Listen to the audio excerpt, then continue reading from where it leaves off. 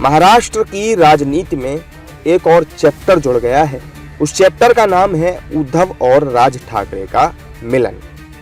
दरअसल शिवसेना यूबीटी प्रमुख उद्धव ठाकरे और मनसे के प्रमुख राज ठाकरे करीब 20 साल बाद एक ही मंच पर दिखाई दिए और दोनों ने मंच से दमदार भाषण भी दिए, एक दूसरे को गले भी लगाया और हमेशा साथ रहने का वादा भी किया।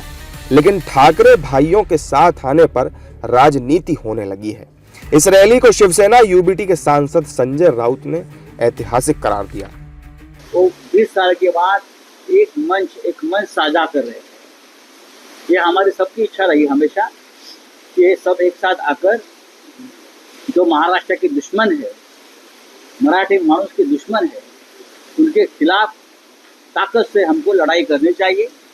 आज उद्धव और राज ठाकरे जी एक साथ आकर जरूर महाराष्ट्र को और मराठी मानुष को एक दिशा देंगे।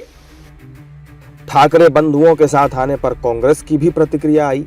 कांग्रेस के मुताबिक दोनों भाइयों का साथ आना तो ठीक है, लेकिन हिंदी के खिलाफ आंदोलन दोनों का गलत है। ठीक है, एक हो गए, कोई ऐसी बात नहीं है, लेकिन हिंदी भाषी के खिलाफ कोई अगर आंदोलन चलाते हैं भाषा को लेकर तो ये दुखद है। देखिए, भारत के अंदर सर्व भाषा, हर राज्य की अपनी एक भाषा होती है और सभी उसका सम्मान करते हैं। लेकिन इस तरह से सिर्फ इसलिए कि अगर उसको मराठी नहीं आती है उसको प्रताड़ित करना ये मुनासिब नहीं। वहीं इस कार्यक्रम पर बीजेपी और एनडीए के साथी दल हमलावर हैं। बीजेपी के मुताबिक ठाकरे बंधुओं को मुख्यमंत्री देवेंद्र फडणवीस को थैंक यू कहना चाहिए।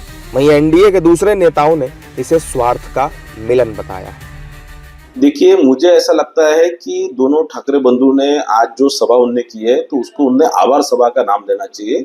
और इसमें उन्होंने जो गलत मुख्यमंत्री रहते उद्धव जी ने जो गलत निर्णय लिए थे हिंदी सक्ति का, जो हिंदी त्रिभाषीय सूत्र का जो अहवाल जो उन्होंने स्वीकृत किया था, वो सब चीजों का जो और उस संदर्भ का जीआर भी उन्होंने निकाला था, वो जीआर रद्द करने का काम माननीय मुख्यमंत्री फडणवीस साहब ने किया। तो इन्होंने ये सभा में आभार सभा करके और फडणवीस साहब का आभार इन्होंने व्यक्त।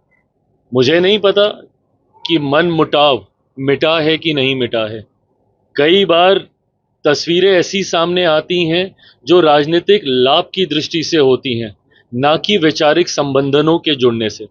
मैं ये मानता हूँ सिर्फ दोनों राजनीतिक लाभ के लिए एक साथ आए हैं। मुझे नहीं लगता कि इतनी जल्दी दिल जुड़े होंगे या वैचारिक मतभेद समाप्त हुए होंगे। भाई एक साथ आने से हमारी महायुति का और भी ज़्यादा फायदा है।